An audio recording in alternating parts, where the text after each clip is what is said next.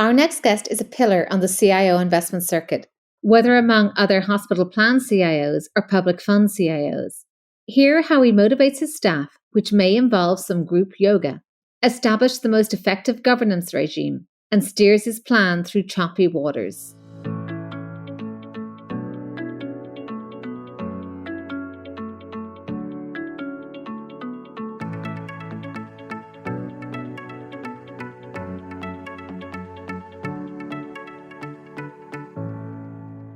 I'm Aoife Devitt, and welcome to the 50 Faces podcast, a podcast committed to revealing the richness and diversity of the world of investment by focusing on its people and their stories.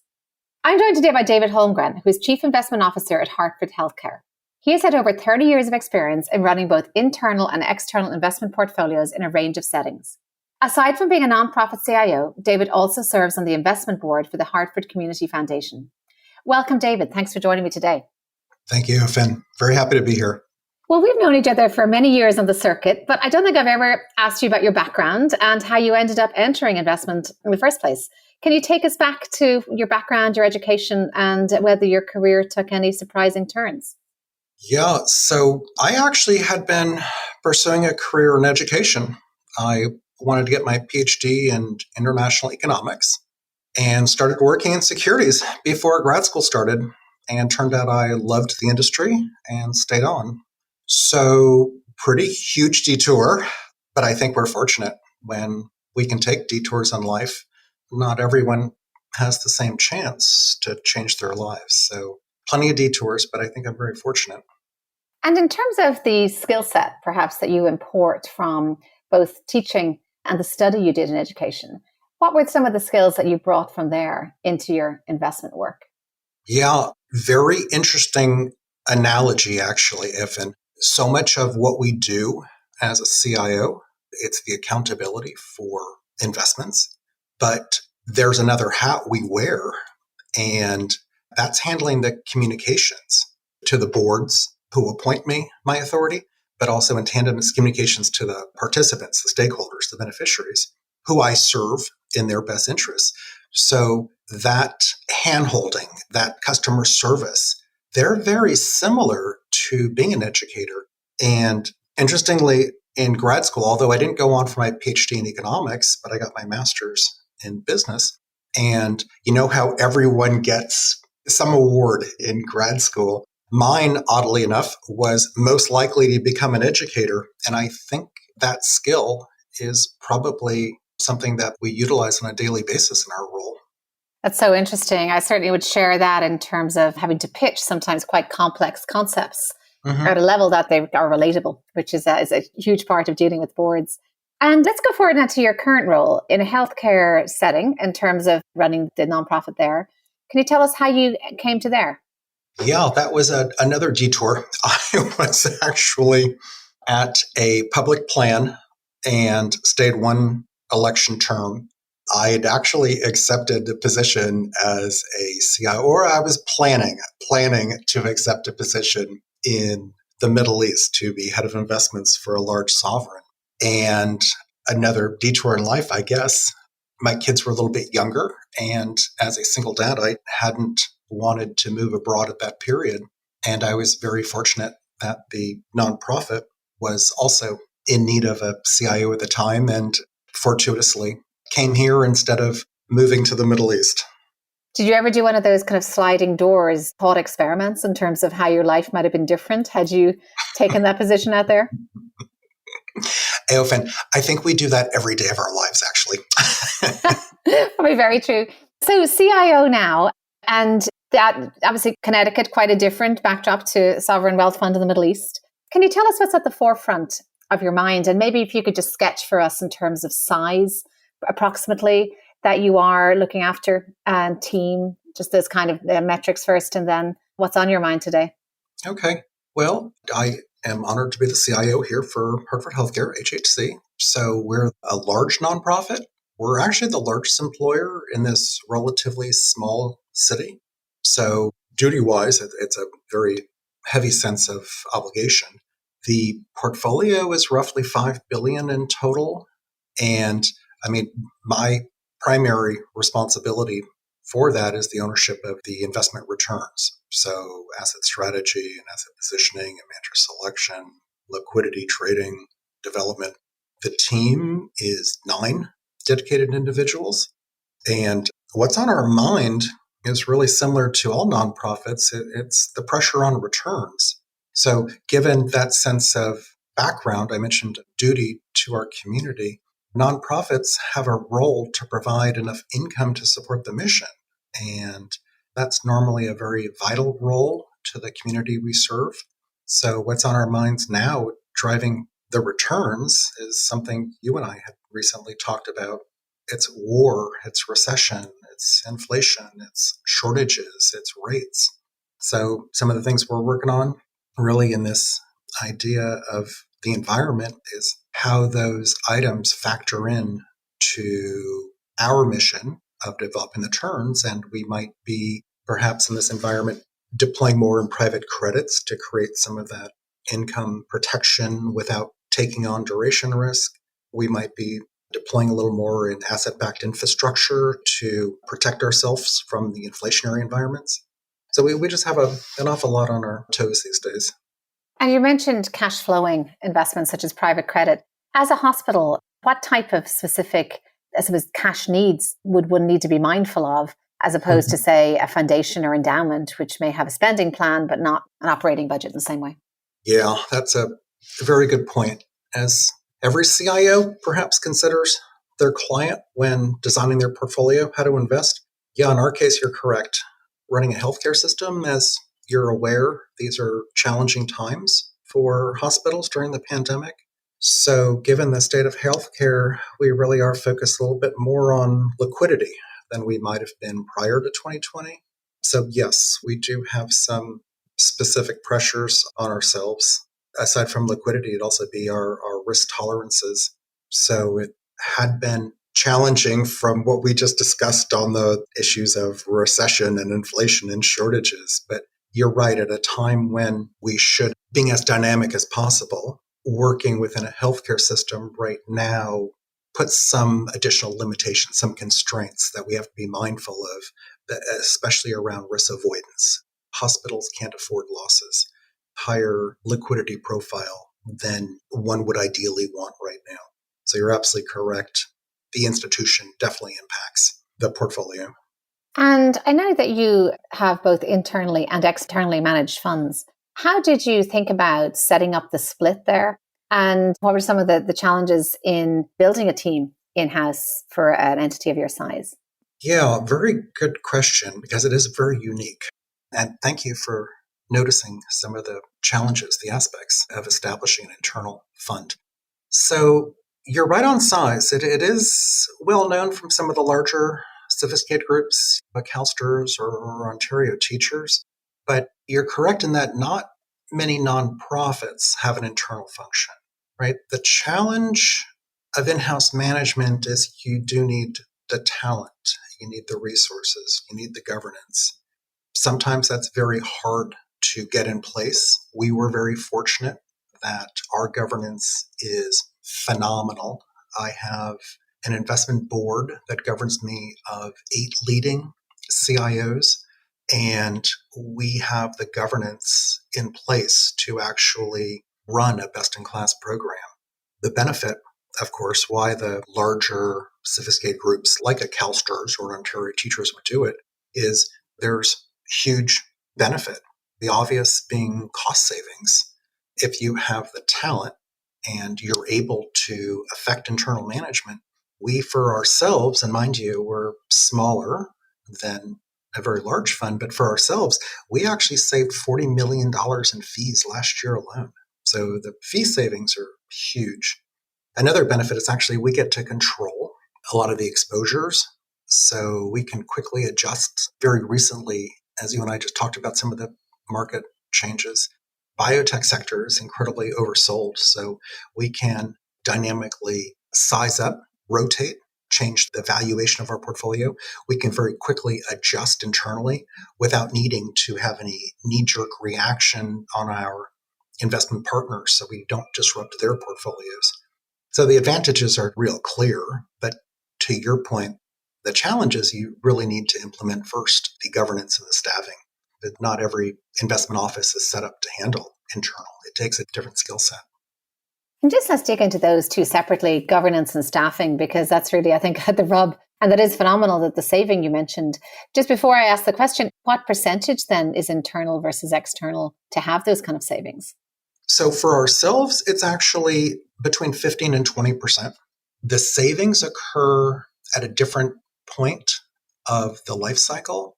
So the savings are based on incentive fee calculation, which would really last year have been earned in some of our direct privates. I'm hoping that the driver next year, for example, may be in particular infrastructure or real estate positions. So it is your right percentage of the total fund, but the savings are actually based more on the success of that asset class. And as you know, last year was a real good return for your venture capital book. That's really interesting. And then just going to governance and staffing. First, governance. You mentioned having 8 leading CIOs that can feed into your board or on your board and that can advise you there. For some entities, that may end up in gridlock or in a very much a less expeditious process because there might not be alignment and there might not be consensus. How do you get to expeditiously implementing some of the advice of your board? We are actually in a governance review right now with our external advisor consultant is Mercer, and they're doing a peer benchmarking study for us.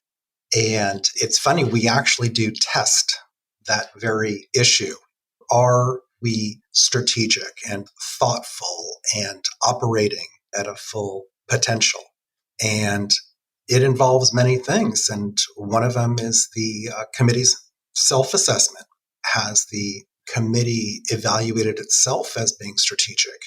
I think we're able to maintain a governance program because the committee itself has evaluated itself, right? We do have best-in-class policies such as term limits. We do have diversification on the committee. So we have a leading individual from the utility, a leading individual from the university endowment side, leading individual from the insurance perspective, right? A leading individual from the family office. So it's the different perspectives. They're also age and gender, but from different perspectives. And we do assess one another, their own contribution towards the mission. So they're very intent on maintaining a best-in-class program. And that's very unique. Not all governing boards really excel as much as they've done. I'm very pleased, actually, Institutional Investor had recognized my investment board actually as Board of the Year in the 2 years past. And it really is a testament to you can't succeed without the governance to do so. And they're truly wonderful. And that level of introspection as well, the ability to assess and review, do a self-assessment is so key. I don't think I see that in as many boards as perhaps we should. And that's really important. Agreed. And just moving to the staffing now, you've always been kind of a shining star for the ability to have a vibrant, thriving career in nonprofit land. That said, it may not always speak to every professional, that arena. How do you retain your staff? Because particularly with internal management, there is a need to really get cutting edge stock picking expertise, I would imagine. Yeah, team development has been a challenge for nonprofits, given we probably don't have some of the compensation metrics that some of our peers do in other areas. Foundations and university endowments probably have a little more flexibility than on the healthcare side. So that's been one of the challenges on the portfolio, managing liquidity. It's certainly been a bit of a challenge in making sure the team is properly merit-based, rewarded for their contribution. So definitely the organizational challenges feed in to making it difficult to retain and recruit when we know we're competing against others. I think one of the ways we have been successful is we make it a very engaging, collaborative office. We tend, although these are trying times, we try to do a team celebration event every now and then. I took the team for a yoga class last month, which was a heck of a lot of fun. We have plans to do a local brewery. So we're trying to really help the team facilitate our own collaborative, supportive structure. So we're trying to be really creative around some of those challenges in staffing retention. And we've been very fortunate, actually. We've not lost any individuals in the last 5 years, maybe. So it's been a challenge, you're right. And certainly the field in which we serve is making it a little more challenging. But I think through creativity and also reminding the team of the support of the mission actually drives a little bit of that fulfillment. Absolutely. I've seen that drawing together of the ultimate beneficiaries, perhaps of a pot of assets, is a very visceral reminder of what we're doing it for. So I think that's great. And I did see that yoga class on LinkedIn and it looked like a lot of fun. So thanks for painting a picture of it for us. We've been sat on many committees over the years together, many roundtables and some panels. And ESG has come up time and time again, particularly the diversity aspect. What kind of role do ESG factors play in your portfolio today? ESG is a real tricky area. So when you consider something like how best to invest in China, right? The sector that has the most regulatory safety, you'd probably argue, is renewables. So when you look at our portfolio, and we're very heavy in renewable power generation, for example, one might think we're heavy in renewables because of ESG screens, but it's really not been the case. It's more the opposite. We have a low tolerance for risks. And for that reason, we probably have a larger weight in renewables. So part of that circular chicken versus egg argument would be in other areas. Like a couple of years ago, actually it was in 2018, I made a presentation to our board that we were going to start building up some assets in health equity, social infrastructure. And it was interesting that we were discussing social tensions. And now, mind you, this is 2 years before we had the explosion of racial tensions in the US, the George Floyd protests that erupted in 2020. But we were discussing at the board level how we in our investment office, we saw health equity and we saw social infrastructure as sustainable, needed, growing trends, right?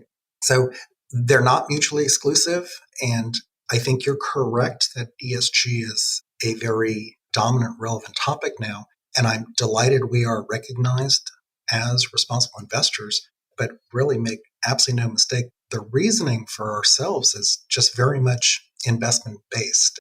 For us, it's always been about our risk awareness, in truth. And that's really interesting because that all aligns with the whole sustainable business is good business, and that there's no such thing as a trade-off when it comes to investing sustainably. So it seems that you've gone return first and have seen that the benefits from an ESG perspective flow. Right. Returns with an awareness of the risk factors. Correct. Right. On the diversity point, we've also had many discussions on that over the years, maybe because of my own public fund lens at the time. What are your thoughts on the diversity of the industry and how do you think it's improving over the decades that you've worked in it? Right. And you and I have both overlapped in our public fund stints. So as you two have served as a CIO, I don't think we're a very complacent bunch of people, and we'll never have enough liquidity or performance or committed capital to that top performing venture capital manager. So, I mean, I definitely have seen improvement in diversity, but I just got to say, I'll always be of the belief that there's some room for improvement. You know, we could always do a bit more, right? I'm not sure really how to answer, but I would just say from our perspective, our backgrounds, you can witness improvement, but there will always be more. It's just something I just don't think we're a complacent bunch, in truth. Yeah, for sure. And then during your public fund stint, did you have any focus on what were called then, probably wrongly, emerging managers, minority-owned firms? Was there any mandate that you were trying to observe there? Yes, I actually implemented a quite good one I was quite fond of. We also had another category which we developed, which was in-state. a little similar. I overlapped with my peers there in Illinois that you're probably familiar with. So we actually held the metrics to performance objectives. And I'm very pleased, mind you, this dates back to, oh my goodness, the mid 2000s, so 2006, 2007, 2008. So even back then, we did run the programs and we held our heads up high that we were successful on the metrics, the targets, and we actually obtained our performance goals. So yes, I'm absolutely convinced it can be done. Well, let's go back to some personal reflections now. So have there been any setbacks or challenges throughout your career, or maybe even investment mistakes that you've learned lessons from? So plenty of mistakes. We all have a lot of mistakes. I'm going to think, since yesterday was Mother's Day, I'll think of parenting advice. One of our biggest mistakes, not just my own, but I think all asset owners, is when your kids come home with a report card and the kid has 4 Bs and 1 C, and the first thing out of our mouth is, why the C? What did you do wrong? And I really think that one of the biggest mistakes we make is that we do waste time and energy focusing on some of the laggards. And what we're meant to be doing is really channeling all of our energy towards analyzing where we excel and are we levering it up, and are our resources truly focused on what we can do well. So that's, I think, one of the biggest personal mistakes that I see us all making. Another one is actually not spending enough time looking at the other person's perspective, whether it be the current conversations today are all on the merits of continuation vehicles, but it's also, it's real estate valuation right now. There's plenty of areas, and I think personally, we all think too much in things that are either correct or incorrect, and we don't spend enough time actually thinking about the other perspective. So that ability to step out of our own seat and consider or ponder the opportunity set or the risk from another angle, another perspective, is really one of the mistakes we don't address often enough. I got to say, it's actually one of the benefits of having such a phenomenal investment committee is they really do represent other perspectives. So they definitely can hold my feet to the fire at all times. That's so interesting. And I definitely, as a parent, fall into the very same trap that you did. It's almost instinctive as a human, maybe, to do that. Right. And you think about your portfolio. And I remember actually back when I was a portfolio manager many, many years ago, and we've got 4 pages of line items in the account. And there'd be that asset owner just flips to the last page, points his finger at the worst performing investment in the portfolio, and automatically that's what they want to talk about. Tell me about this position that didn't work out, as opposed to spending time on the first page in that cluster of real market performers and trying to understand what the team does really well and making sure that you've allocated to your managers that are really good at what they're doing. So it's such an important lesson. And I think we all have to learn to spend more time focusing on what we do well. That's so interesting. And it ties with another podcast in the series, Steve Kim, who focuses on venture capital investing. And he believes that we need to spend far more time on variance, because variance is where the unicorns lie. We need to spend less time in the black and white and more in the seams and just in overall looking at some of the nuances and complexity. Well, that's such an interesting words of wisdom. We've taken that question now all in one. My last question just is around mentors and any key people, because you and Leslie Lenzo set the standard, as I said, for healthcare-based CIOs. And I'm sure you've been a mentor to many. Has anyone been a mentor to you? Have you had anyone who has maybe influenced your career or your perspective in any particular way?